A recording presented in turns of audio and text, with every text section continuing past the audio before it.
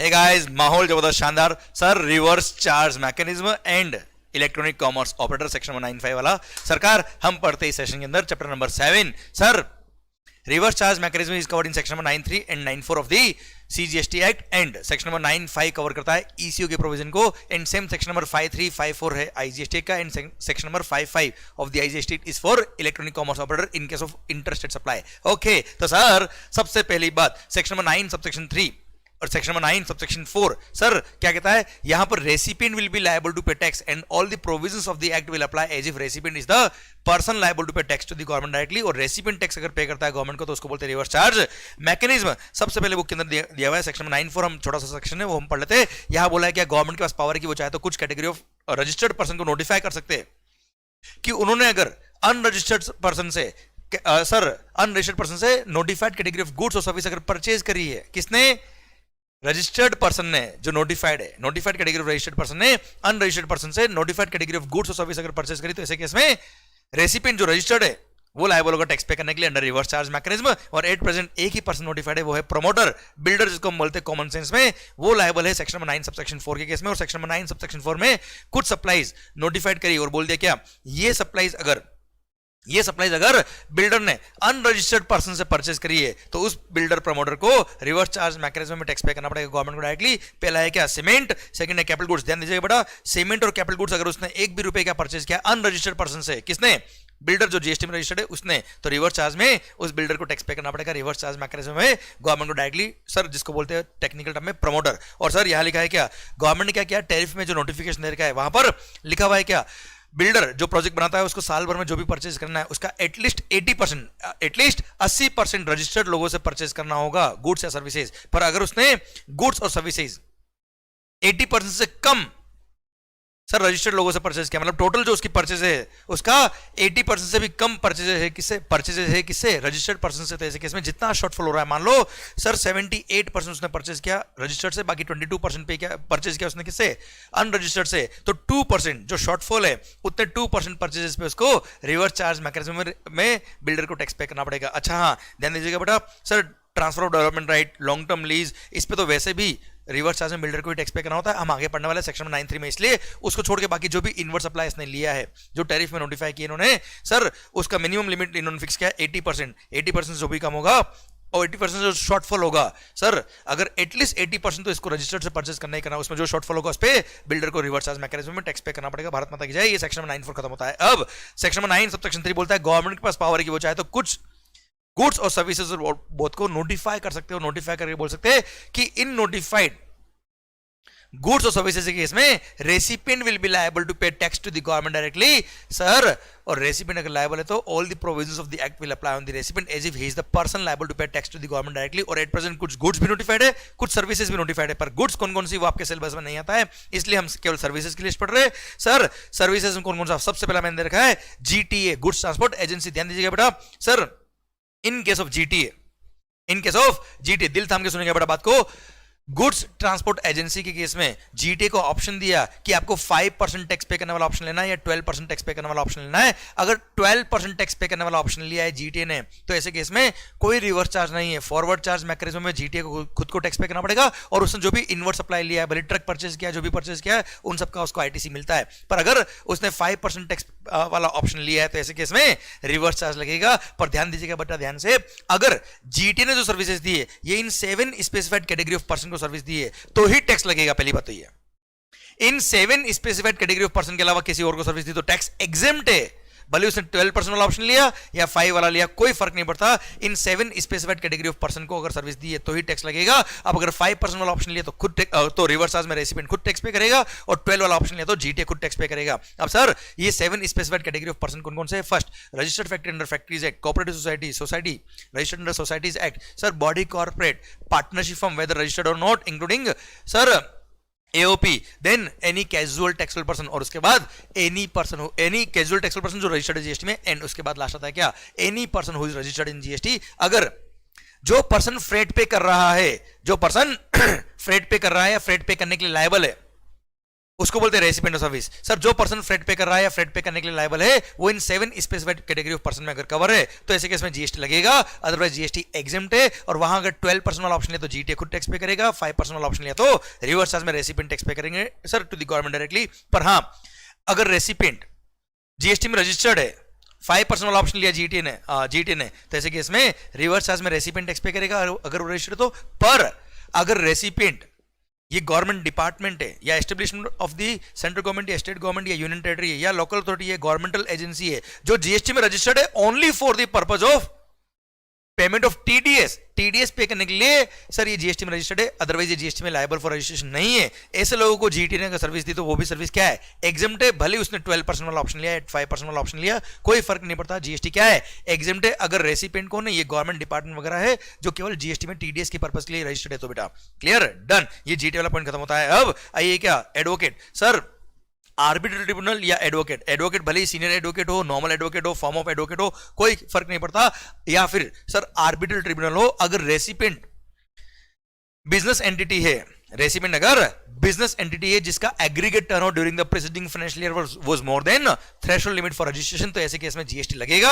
और reverse charge mechanism में वो रेसिपिएंट जो बिजनेस एंटिटी वही टैक्स पे करेगा under reverse charge mechanism to the government directly. Sir ध्यान देना, जितने भी रिवर्स चार्ज में सेक्शन नंबर 93 की हम बात कर रहे हैं उन सब में रेसिपिएंट जो लायबल है that should be located in taxable territory, वो अगर टैक्सेबल टेरिटरी में नहीं है तो रिवर्स चार्ज नहीं लगेगा। Obviously recipient should be located in taxable territory, ये हर पॉइंट में मैं बार बार नहीं बोलूंगा। ओके सर ध्यान दीजिएगा बेटा, सर सीनियर एडवोकेट के केस में सीनियर एडवोकेट ने अगर फॉर्म ऑफ एडवोकेट को सर्विस दी है तो ऐसे केस में सर ध्यान दीजिएगा वो form of advocate sir liable हो जाएगा टैक्स पे करने के लिए। पर प्रैक्टिकली बात करें वो फॉर्म ऑफ एडवोकेट लायबल नहीं होता, क्यों? क्योंकि फॉर्म ऑफ एडवोकेट अपना कोई काम नहीं कराती सीनियर एडवोकेट से, वो क्या करती है अपना कोई केस जो होता है वो रेफर करती है किसको, सर सीनियर एडवोकेट को। तो ऐसे केस में जो बिजनेस एंटिटी थी जिसका केस वो रिप्रेजेंट कर रहा है, सीनियर एडवोकेट जिस बिजनेस एंटिटी का केस रिप्रेजेंट कर रहा है उसको रेसिपिएंट ऑफ सर्विस मानेंगे, सो दैट उस पे लायबिलिटी आए टैक्स पे करने के लिए, firm of advocate pay liability नहीं आए रिवर्स चार्ज मैकेनिज्म में। Clear done. तो sir advocates, firm of advocate, senior advocate और आर्बिट्रल ट्रिब्यूनल के केस में रेसिपिएंट जो बिजनेस एंटिटी है लोकेटेड इन टैक्सेबल टेरिटरी जिसका टर्नओवर प्रीसीडिंग ईयर में मोर देन थ्रेशोल्ड लिमिट है तो ही टैक्स लगता है, और वहां पे रिवर्स चार्ज मैकेनिज्म में रेसिपिएंट जो बिजनेस एंटिटी वो टैक्स पे करेगा। और हाँ, एडवोकेट या फॉर्म ऑफ एडवोकेट या सीनियर एडवोकेट या सर आर्बिट्रल ट्रिब्यूनल ने बिजनेस एंटिटी जिसका टर्नओवर प्रीवियस ईयर में थ्रेशोल्ड लिमिट से कम था या सर किसी को पर्सनल यूज में सर्विसेज दी तो ऐसे केस में जीएसटी ही क्या है, एग्जेम्प्ट है। ऐसा हमने मेगा एग्जेम्पशन लिस्ट में पढ़ा हुआ है, मैंने दोनों को मर्ज करके यहां समझाया आपको बेटा। सर स्पॉन्सरशिप सर्विसेज अगर आपने दी है किसको, बॉडी कॉर्पोरेट को या पार्टनरशिप फर्म को, तो ऐसे केस में रिवर्स चार्ज मैकेनिज्म लगेगा। और रिवर्स चार्ज मैकेनिज्म में वो बॉडी कॉर्पोरेट या पार्टनरशिप फर्म टैक्स पे करेगी। ध्यान रखना, पार्टनरशिप फर्म जहां बोल रहा हूं वहां एलएलपी भी इंक्लूड होता है। देन गवर्नमेंट सर्विसेज आपको पता है ऐसा सर क्या, all the services provided by central government, state government, union territory और local authority are exempt from GST except following 4। याद है बेटा मेगा एग्जामिनेशन का पॉइंट। सर यहां पर सर ध्यान देना, services by department of post by way of speed post, express parcel post, life insurance और agency services provided to any person other than central government, state government या union territory sir या local authority. And sir second था क्या, transport of goods और passenger की service. Then sir any service in relation to vessel या aircraft अगर government ने provide करी टैक्स लगेगा, पर वहां पर फॉरवर्ड चार्ज मैकेनिज्म लगता है, रिवर्स चार्ज नहीं लगता।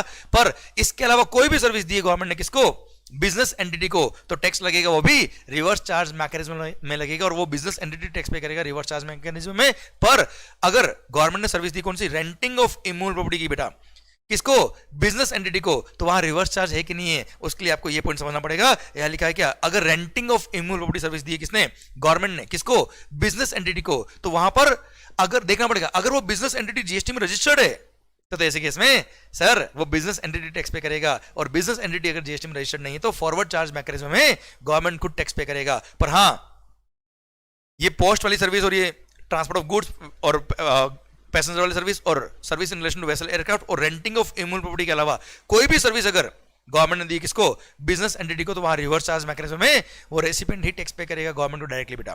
Clear done. जैसे कोई रॉयल्टी का फीस हो गया सर, तो उस रॉयल्टी के अमाउंट पे गवर्नमेंट जो रॉयल्टी ले रहा है किससे, उस बिजनेस एंटिटी से, तो उस पर रिवर्स चार्ज मैकेनिज्म में उस रेसिपिएंट बिजनेस एंटिटी को ही टैक्स पे करना है। एनी सर्विस, इन चार के अलावा कोई भी सर्विस बिजनेस एंटिटी को दी है तो रिवर्स चार्ज मैकेनिज्म लगने वाला है बेटा। और इसमें भी renting of immovable property the registered business entity को, तो ऐसे केस में रिवर्स चार्ज लगेगा और रेसिपिएंट टैक्स पे करेगा सरकार। आइए सर बिल्डर के केस में मैंने बताया आपको क्या, अगर सोसाइटी ने या किसी भी पर्सन ने ट्रांसफर ऑफ डेवलपमेंट राइट किया या फ्लोर स्पेस इंडेक्स ट्रांसफर किया including additional floor space index, किसको? प्रमोटर को। तो ऐसे केस में रिवर्स चार्ज मैकेनिज्म में वो प्रमोटर ही लायबल होगा। या फिर सोसाइटी ने या किसी पर्सन ने लॉन्ग टर्म लीज 30 ईयर्स और मोर देन 30 ईयर्स का लीज पर सर कोई लैंड दिया है किसको? प्रमोटर को। तो अगेन प्रमोटर लायबल होगा रिवर्स चार्ज मैकेनिज्म में टैक्स पे करने के लिए। बेटा अरे हाँ है ना भाई, मेगा एग्जिबिशन पढ़ेंगे तो इसके लिए एक एग्जिबिशन है सर, जितने प्रोपोर्शनेट फ्लैट या ऑफिसेज बुक हो गए अंडर कंस्ट्रक्शन उतने proportionate value of the services पे जीएसटी एग्जम्प्ट है सर। पर जितने प्रोपोर्शनेट फ्लैट या आपका जो ऑफिसेज है वो अगर बुक नहीं हुए अंडर कंस्ट्रक्शन उस पर जीएसटी नहीं लग रहा, तो उतने प्रोपोर्शनेट डेवलपमेंट राइट की वैल्यू पे जीएसटी लगेगा रिवर्स चार्ज मैकेनिज्म में, बिल्डर को पे करना पड़ेगा भाई। देन अगर आप किसी कंपनी के डायरेक्टर या आप किसी कंपनी या बॉडी कॉर्पोरेट के डायरेक्टर हो और डायरेक्टर की कैपेसिटी में आपको कोई पैसा मिल रहा है, जीएसटी लगता है, वो भी रिवर्स चार्ज मैकेनिज्म में वो कंपनी या बॉडी कॉर्पोरेट टैक्स पे करेगी। देन अगर आप इंश्योरेंस एजेंट हो तो insurance company is liable to pay tax to the government directly. आप banking company, financial institution including NBFC के रिकवरी एजेंट हो, वसूली भाई हो भाई। अरे भाई आप दुनिया से वसूल कर रहे हो, गवर्नमेंट आपसे कैसे वसूल कर पाएगी? 2 ऑफिसर आपसे जीएसटी का अमाउंट रिकवरी करने आए, वो खुद ही रिकवर हो गए, जिंदगी में वापस वो दिखे ही नहीं कहीं सर। सरकार ने बोला हमसे ना हो पाएगा, इसलिए वह रिवर्स चार्ज मैकेनिज्म लगा दिया और बोल दिया क्या वो banking company, financial institution including NBFC liable होगा टैक्स पे करने के लिए। जो भी एजेंट, रिकवरी एजेंट को आप कमीशन दे रहे हो उस पर टैक्स डायरेक्ट बैंक पे करेगा गवर्नमेंट को। Then sir copyright, original literary मतलब बुक्स के लिए तो अलग से पॉइंट दे रखा है बेटा। उसके अलावा ड्रामेटिकल, ओरिजिनल ड्रामेटिक, म्यूजिकल या आर्टिस्टिक वर्क के लिए सर आपने सर कॉपीराइट जो होता ना साहब, राइट टू यूज दिया है आपने किसी को, हाँ है ना भाई। तो ऐसे केस में वो म्यूजिकल कंपनी, सर मैं मान लो आर्टिस्ट हूँ, वैसे तो नहीं हूँ आपको पता है बेटा, अब वो हाँ क्या बोल रहे हो सर। तो ऐसे केस में उस आर्टिस्ट ने जो अपना कॉपी करने का राइट इनको ट्रांसफर किया है, तो उस केस में वो music company, producer at the like who are located in taxable territory, वो लायबल होंगे टैक्स पे करने के लिए जो भी रॉयल्टी इनको पे कर रहे हैं उस पर ऑथर के केस में सरकार, ऑथर के केस में सर उसने जो पब्लिशर को राइट्स दिए कॉपी करने के राइट्स, कॉपीराइट क्लियर, उसके केस में बोल दिया है रिवर्स चार्ज मैकेनिज्म लगेगा। ऑथर को बोल दिया ऑथर तू बुक लिखने में दिमाग लगा, टैक्स जो है रॉयल्टी पे जो टैक्स लगता है वो पब्लिशर खुद पे कर देगा। पर ऑथर ने बोला साहब मैं खुद जीएसटी में रजिस्टर्ड हूं, मैं टैक्स पे कर सकता हूं, क्योंकि रिवर्स चार्ज मैकेनिज्म अगर लगाएंगे सर पब्लिशर टैक्स तो पे कर देगा, पर मेरे लिए for the purpose of rule number 42 42 इसको एग्जाम सप्लाई मानते हैं, प्रोपोर्शन में आईटीसी रिवर्स करना पड़ता है, इसलिए ऑथर को ऑप्शन दिया कि वो चाहे तो एक डिक्लेरेशन फाइल करके कमिश्नर को सबमिट कर सकता है कि सर मेरी जो रॉयल्टी आ रही है उस पर टैक्स मैं खुद पे करूंगा फॉरवर्ड चार्ज मैकेनिज्म में, और उसके बिल पर वो खुद जीएसटी चार्ज करके पब्लिशर को देगा और उस पर लिखेगा मैं फॉरवर्ड चार्ज मैकेनिज्म में मैं खुद टैक्स पे करूंगा। तो ऐसे केस में वो चाहे तो ऑप्शन ले सकता है ऑथर, अदरवाइज बाय डिफॉल्ट तो सर पब्लिशर लायबल है रिवर्स चार्ज मैकेनिज्म के लिए। देन सर आरबीआई ने एक overseeing committee of the RBI बना रखी है, उस कमेटी के मेंबर्स को जो भी फीस दे रहा है आरबीआई उस पर रिवर्स चार्ज मैकेनिज्म में आरबीआई खुद टैक्स पे करेगा। देन अगर आप सर किसी banking company, financial institution including NBFC के आप डायरेक्ट सेलिंग एजेंट हो, इंडिविजुअल डायरेक्ट सेलिंग एजेंट अगर हो सर, तो ऐसे केस में जो भी आपको कमीशन मिल रहा है बैंक से उस पर जीएसटी लगेगा और वहां पर रिवर्स चार्ज मैकेनिज्म में banking company, financial institution tax pay करेगा। पर सर वो इंडिविजुअल डायरेक्ट सेलिंग एजेंट होना चाहिए other than a body corporate, partnership firm और एलएलपी। मतलब जो डीएसए है डायरेक्ट सेलिंग एजेंट, वो अगर पार्टनरशिप फर्म है, एलएलपी है या खुद बॉडी कॉर्पोरेट है तो वो समझदार आदमी है यार, वो खुद टैक्स पे कर देगा, क्लियर। पर अगर ये नहीं है, इंडिविजुअल है, तो ऐसे केस में रेसिपिएंट जो बैंकिंग कंपनी वो टैक्स पे करेंगे रिवर्स चार्ज मैकेनिज्म में। सर बिजनेस फैसिलिटेटर ने सर्विस दी है बैंकिंग कंपनी को, तो ऐसे केस में सर बैंकिंग कंपनी टैक्स पे करेगी रिवर्स चार्ज मैकेनिज्म में। देन बिजनेस कॉरेस्पॉन्डेंट के केस में फॉरवर्ड चार्ज मैकेनिज्म में और बिजनेस कॉरेस्पॉन्डेंट खुद टैक्स पे करेगा। पर बिजनेस कॉरेस्पॉन्डेंट ने अपने अंडर एक कोई एजेंट अपॉइंट कर दिया, तो एजेंट ने सर्विस दी बिजनेस कॉरेस्पॉन्डेंट को, उस एजेंट को जो फीस पे किया है बिजनेस कॉरेस्पॉन्डेंट ने उस पर टैक्स बिजनेस कॉरेस्पॉन्डेंट खुद पे करेगा रिवर्स चार्ज मैकेनिज्म में। देन सिक्योरिटी सर्विसेज, ध्यान दीजिएगा बेटा, यहां बच्चे गलती करते हैं sir. Security services provided to a registered person, security services including services provided by way of supply of security personnel, security guard वाले सर्विसेज के केस में अगर आपने सर्विसेज दी किसको, किसी रजिस्टर्ड पर्सन को, तो ऐसे केस में रिवर्स चार्ज मैकेनिज्म में जो रेसिपिएंट है रजिस्टर्ड पर्सन वो टैक्स पे करेगा। पर यहां पे कंडीशन क्या है, service supplier should be any person other then a body corporate. मतलब जो सिक्योरिटी सर्विस प्रोवाइड कर रहा है वो खुद अगर एक बॉडी कॉर्पोरेट है, वो ऑर्गेनाइज्ड कंपनी है बेटा, तो ऐसे केस में वो खुद टैक्स पे कर देगा फॉरवर्ड चार्ज मैकेनिज्म में। सर यहां बच्चे गलती करके आते एग्जाम में, गलती करने का कारण क्या है, ये याद नहीं कर पाते हैं सर, इसलिए इन कंडीशंस को बहुत अच्छे से ध्यान रखिएगा। अगर सर्विस सप्लायर जो सिक्योरिटी सर्विस दे रहा है वो अगर एक बिजनेस वो अगर एक बॉडी कॉर्पोरेट है तो वो खुद टैक्स पे करेगा, रिवर्स चार्ज नहीं है। अदर देन बॉडी कॉर्पोरेट है और सर्विस दे रहा है किसको, रजिस्टर्ड पर्सन को, तो रिवर्स चार्ज लगेगा। और रेसिपिएंट जो टैक्स जो रजिस्टर्ड जीएसटी में वो टैक्स पे करेगा। पर इसके दो एक्सेप्शन है। फर्स्ट, वो रेसिपिएंट ऐसा कोई पर्सन है जिसने कंपोजिशन स्कीम ले रखी है तो रिवर्स चार्ज नहीं है, फॉरवर्ड चार्ज लगेगा। सेकंड, रेसिपिएंट कौन है, वही government department, government establishment, government agency या लोकल अथॉरिटी जो केवल और केवल टीडीएस के पर्पस के लिए जीएसटी में रजिस्टर्ड है। तो ऐसे केस में सर ऑल्दो वो रजिस्टर्ड है जीएसटी में पर फिर भी रिवर्स चार्ज मैकेनिज्म नहीं लगेगा, वहां फॉरवर्ड चार्ज मैकेनिज्म में जो सर्विस दे रहा है वही टैक्स पे करेगा। सरकार आइए renting of motor vehicle, again यहां बच्चे गलती करते हैं क्योंकि यहां पे कंडीशन है sir renting of motor vehicle design to carry passengers. सरकार जहां पर cost of fuel is included in the consideration charge from the service recipient, sir ये service renting of motor vehicle design to transport passenger आपने अगर दी है किसको, सरकार बॉडी कॉर्पोरेट को, services provided to body corporate, तो ही रिवर्स चार्ज मैकेनिज्म लगेगा। और फर्दर या बोला क्या, सर्विस प्रोवाइडर, सर्विस सप्लायर जो रेंटिंग ऑफ मोटर व्हीकल दे रहा है वो अदर देन बॉडी कॉर्पोरेट होना चाहिए बेटा, other than body corporate. Service supplier should be other than body corporate और service recipient should be body corporate. Sir तो लगेगा रिवर्स चार्ज मैकेनिज्म और यहाँ पे रेसिपिएंट टैक्स पे करेगा अंडर रिवर्स चार्ज मैकेनिज्म। पर यहाँ पे भी अगेन जैसे जीटीए में था ना बेटा, वैसे ये ऑप्शन दे रखा है, अगर 5% टैक्स पे करने वाला ऑप्शन लिया है तो ही रिवर्स चार्ज लगेगा, 12% टैक्स पे करने वाला ऑप्शन लिया है तो ऐसे केस में सर खुद जो सर्विस सप्लायर है वही टैक्स पे करेगा, भले रेसिपिएंट बॉडी कॉर्पोरेट कोई फर्क नहीं पड़ता। अच्छा, सर्विस सप्लायर खुद बॉडी कॉर्पोरेट है, कोई भी रेट ऑफ टैक्स का ऑप्शन लिया कोई फर्क नहीं पड़ता, फॉरवर्ड चार्ज है।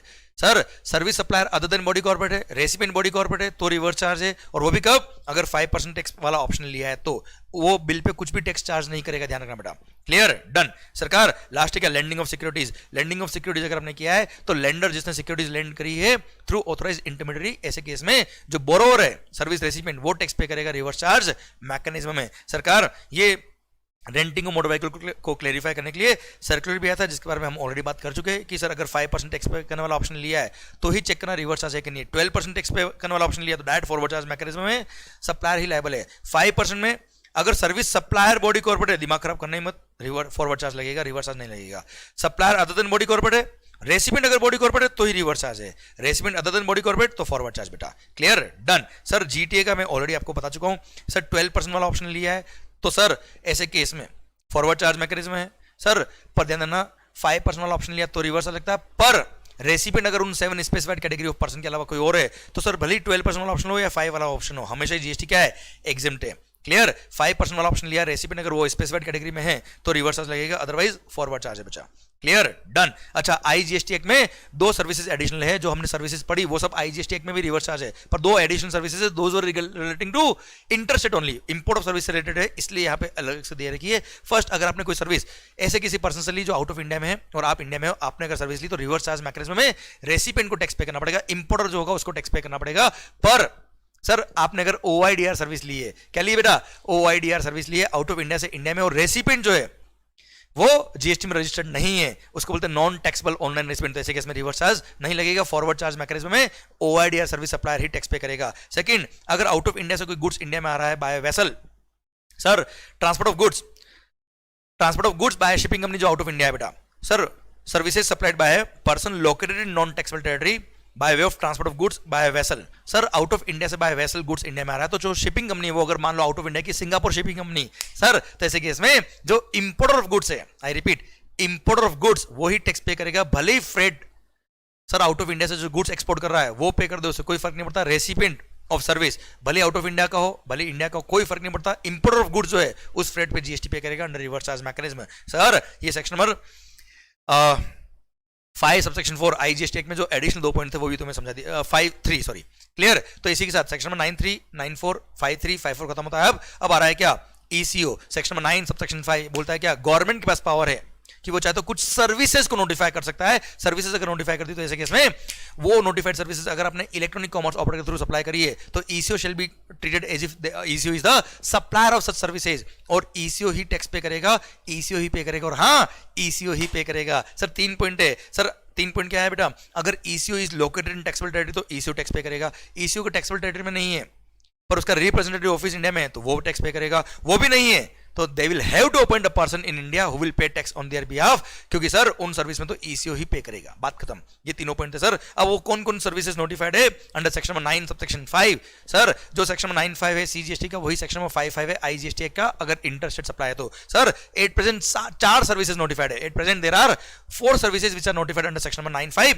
First, services by way of, अरे Ola Uber sir, services by way of transport of passengers by radio taxi, motor cab, maxi cab, motorcycle, omnibus और एनी अदर मोटर व्हीकल। बेटा यहां बाइक भी कवर होगी, ध्यान रखना बेटा। सरकार ध्यान देना, पहले केवल टैक्सी वगैरह कवर थी यहाँ पे, अब एनी अदर मोटर व्हीकल लिखने के बाद बाइक, जैसे आपने रैपिडो बाइक का नाम सुना होगा, वो भी कवर हो गया बच्चों। सरकार Ola Uber Rapido etcetera are covered under section number 9(5). Then sir services by way of hotel accommodation, ध्यान देना, accommodation in hotel, in guest house, club, camp site, by whatever name called.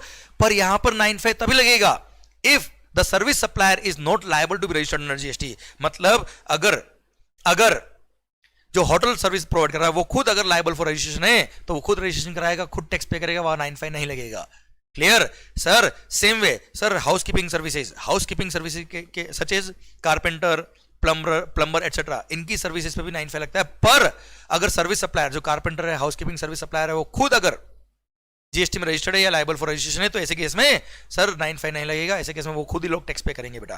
Clear? तो होटल अकोमोडेशन में और housekeeping services में 9(5) तभी लगेगा if these people are not supplier of service is not liable for registration. Clear? पर यहां पर ओला उबर या रैपिडो के केस में ये कोई कंडीशन नहीं है, तो बोला बस वो सर्विस अगर आपने ईसीओ के थ्रू दी है ट्रांसपोर्ट ऑफ पैसेंजर की, बात खत्म सर, वह 9(5) लगेगा। अब सर एक और सर्विस वही है, वो क्या है? Restaurant service. स्विगी जोमेटो को यहाँ कवर कर दिया और बोल दिया क्या सर स्विगी जोमेटो के थ्रू अगर आपने खाना मंगाया तो जो रेस्टोरेंट सर्विस दे रहा है सर वो लायबल नहीं होगा, वहां पे स्विगी या जोमेटो ही लायबल होंगे टैक्स पे करने के लिए अंडर सेक्शन 9(5). पर वहां पे एक एक्सेप्शन दिया, अगर वो रेस्टोरेंट सर्विस देने वाला पर्सन ऐसे किसी होटल के प्रीमाइसेस में लोकेटेड है, मतलब होटल का रेस्टोरेंट है और अगर उस होटल के किसी भी एक भी रूम का room rent is more than ₹7,500 per day, कितना बेटा सर?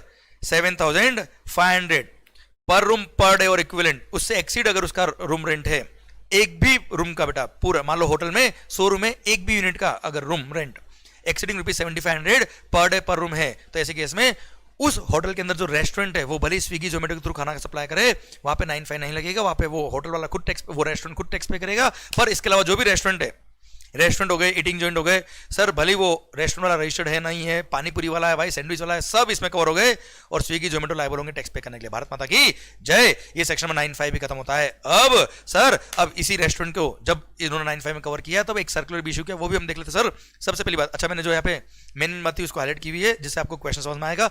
रेस्टोरेंट सर्विस सप्लायर अगर जीएसटी में रजिस्टर्ड नहीं है, अरे भाई वो रजिस्टर्ड हो ना हो उसे क्या फर्क पड़ता, 9(5) में कवर है, ईसीओ लायबल होगा टैक्स पे करने के लिए, बात खत्म। क्लियर? डन। सेकंड सर, क्या ये ईसीओ के लिए इनवर्ट सप्लाई? सर मैं तो कह रहा हूं रेस्टोरेंट छोड़ो, 9(5) तो पहले से था ना बेटा यार, तो सर सेम चीज है भाई, इसमें रेस्टोरेंट को नोटिफाई क्या बस। तो सर मैंने आपको ऑलरेडी बता दिया, ECO will be treated as if they are the supplier of such services, इसलिए ये इनवर्ट सप्लाई नहीं है sir, it will be treated as if it is their outward supply. Clear? ये इनवर्ट सप्लाई नहीं है, outward supply माना जाएगा। Then बोला है क्या सर, सिंस रेस्टोरेंट के केस में रेट ऑफ टैक्स इज 5% और सर भले कंपोजिशन स्कीम नहीं लिया तो भी रेस्टोरेंट के केस में रेट ऑफ टैक्स 5% है नॉर्मल टैरिफ में, पर कंडीशन क्या है? आईटीसी नहीं मिलता है बेटा। क्लियर? ऐसा टैरिफ में लिखा है। तो सर यहां बोला है क्या, अगर ईसीओ सर्विस दे रहा है और ईसीओ रेस्टोरेंट के लिए लायबल है खुद, तो ECO will be treated as if he is the supplier of such services. तो रेस्टोरेंट सर्विस दे रहा है, ईसीओ ऐसा माना जाएगा। तो सर रेट ऑफ टैक्स 5% है जहां पे आईटीसी नहीं मिलता है, और जहां पर जिन सर्विस के रेस्पेक्ट में आईटीसी नहीं मिलता है, अगर आप कुछ अदर सप्लाई भी कर रहे हो वहां पे आईटीसी मिलता है और यहां पे आईटीसी नहीं मिलता, तो rule number 42 rule number 43 apply होते हैं और वहां पर प्रोपोर्शनल आईटीसी रिवर्सल करना पड़ता है। तो क्या यह प्रोविजन, प्रोपोर्शनल आईटीसी रिवर्सल के प्रोविजन यहां पर रेस्टोरेंट के केस में ईसीओ पे भी अप्लाई होंगे? Answer is no sir, ECO को कोई प्रोपोर्शनल आईटीसी रिवर्सल नहीं करना, बस हाँ रेस्टोरेंट सर्विस में काम आने वाले इनपुट सर्विस वगैरह का क्रेडिट उसको नहीं मिलेगा। प्लस यहां पे बोल दिया क्या, जब रेस्टोरेंट सर्विस के रेस्पेक्ट में ईसीओ टैक्स पे करेगा, वो पूरा का पूरा टैक्स उसको कैश में पे करना पड़ेगा। उस टैक्स को पे करने के लिए कोई आईटीसी यूज नहीं कर सकते, क्योंकि rate of tax already eco का कम किया हुआ है और टैक्स पूरा 5% उसको कैश में पे करना पड़ेगा। उस टैक्स को पे करने के लिए ऑल्दो ईसीओ के पास अदर आईटीसी होगी, उस आईटीसी को यूज नहीं करना होगा, कैश में पे करना होगा। देन सर रेस्टोरेंट सर्विस आप दे रहे हो, सर स्विगी के थ्रू ऑर्डर किया और मान लो उस ऑर्डर के अंदर कुछ गुड्स भी आपने ऑर्डर कर दिए अदर देन रेस्टोरेंट सर्विस, तो क्या उसका बिलिंग कौन करेगा, कैसे करेगा? उसके लिए बोल दिया कि सरकार रेस्टोरेंट वाला जो पोर्शन है सर्विस का, उसके लिए तो ECO is liable to issue the invoice. पर सर रेस्टोरेंट के साथ में कुछ अदर सप्लाईज भी है, ऑल दो स्विगी के थ्रू ऑर्डर किया आपने, पर वो अदर गुड्स के लिए सर ईसीओ लायबल नहीं है, अदर सप्लाईज के लिए वो नॉर्मल जो सप्लायर ऑफ सर्विस था, सप्लायर ऑफ गुड्स था, वही लायबल है। इसलिए इट्स ऑलवेज एडवाइजेबल कि दो अलग अलग इनवॉइस इश्यू हो। रेस्टोरेंट के रेस्पेक्ट में ईसीओ इनवॉइस इश्यू करते हैं और नॉर्मल अदर सप्लाईज के रेस्पेक्ट में वो रेस्टोरेंट, वो जो सप्लायर था एक्चुअल रेस्टोरेंट, वही इनवॉइस इश्यू करेगा, उस पर टैक्स पे करने के लिए वही लायबल है बेटा। हो सकता है टीसीएस के प्रोविजन अट्रैक्ट हो जाए उस अदर सप्लाईज पर जो ईसीओ लायबल होगा टैक्स पे करने के लिए, केवल टीसीएस वाले पोर्शन के लिए। क्लियर? अदरवाइज पूरी वैल्यू पर टैक्स तो नॉर्मली वो रेस्टोरेंट पे करेगा, अदर सप्लाईज पे बेटा। जो रेस्टोरेंट वाला पोर्शन है उस पर ईसीओ टैक्स पे करेगा और उसके लिए बिल भी कौन इश्यू करेगा? रेस्टोरेंट भी ही इश्यू करेगा। और लास्ट पूछा क्या सर रिटर्न फाइल करते वक्त कहाँ पे इसको डिस्क्लोज करना इन ट्रांजेक्शन को? तो ईसीओ के लिए ऐसा कोई नया नहीं है रेस्टोरेंट, सर रेस्टोरेंट सर्विस नहीं ऐड करी, बाकी ईसीओ के प्रोविजन तो पहले भी थे। तो वैसे ही नॉर्मल जिस तरह से ये रिटर्न फाइल करते वक्त डिस्क्लोज करते ट्रांजेक्शन, वही डिस्क्लोज करना है। जैसे ईसीओ जीएसटीआर 3 जब फाइल करेगा सर, उसमें आउटवर्ड सप्लाई की तरह डिस्क्लोज करेगा ट्रांजेक्शन को। एंड जीएसटीआर 1 के अंदर टेबल नंबर 7 है 1 और टेबल नंबर 4A में डिस्क्लोज करेगा ट्रांजेक्शन को एज आउटवर्ड सप्लाई। प्लस जो रेस्टोरेंट सर्विस दे रहा है वो अगर ऑलरेडी जीएसटी में रजिस्टर्ड है तो सर रेस्टोरेंट के रेस्पेक्ट में तो सर ईसीओ टैक्स पे करेगा, पर सर अदर सप्लाईज में तो खुद टैक्स पे करेगा। रिटर्न जब फाइल करेगा तो रेस्टोरेंट का टर्नओवर दिखाना तो पड़ेगा ना सर, उसके लिए बोल दिया क्या, अगर रेस्टोरेंट जीएसटी में रजिस्टर्ड है, वो अपना रिटर्न फाइल कर रहा है तो उसको टैक्स पे नहीं करना, पर उसको डिस्क्लोज करना पड़ेगा इस ट्रांजेक्शन को इन table number 8 of GSTR 1 and table number 3.1C of the GSTR 3B। Clear? वहां पर डिस्क्लोज करना पड़ेगा। वैसे इस तरह के किस टेबल में डिस्क्लोज करना है इस तरह के एग्जाम में नॉर्मली क्वेश्चन बनता नहीं, पर फिर भी सर हर एक चीज हमने कवर कर ली। इसी के साथ भारत माता की जय। Section number 93, 94, 95 similarly section number 53, 54, 55 of the IGST खत्म होता है अब। इसी के साथ चैप्टर नंबर 7 भी खत्म होता है अब। देखिए क्या लिखा है आपके लिए यहाँ पर, CA study course in India is not the toughest study course. ये टफेस्ट नहीं भाई, पर जो बच्चे इस कोर्स को ऑप्ट करते हैं they are the toughest, they are determined, इसलिए सर वो इसमें सक्सीड करेंगे। And we know that you are one of them and you will do it and yes only you can do it, we believe it. Sir Bharat माता की जय। पढ़ते रहिए, देखिए ऊपर क्या लिखा है। अपना टाइम आएगा, धमाके से आएगा, और केवल टाइम ही नहीं आएगा, अपना पूरा दौर आएगा। बस ये वक्त है आपका, अपना टाइम आ चुका है, पूरी मेहनत लगा दो, पूरा दम लगा दो। भारत माता की जय। थैंक यू, बाय बाय, मिलते हैं नेक्स्ट लेक्चर में। बाय बेटा।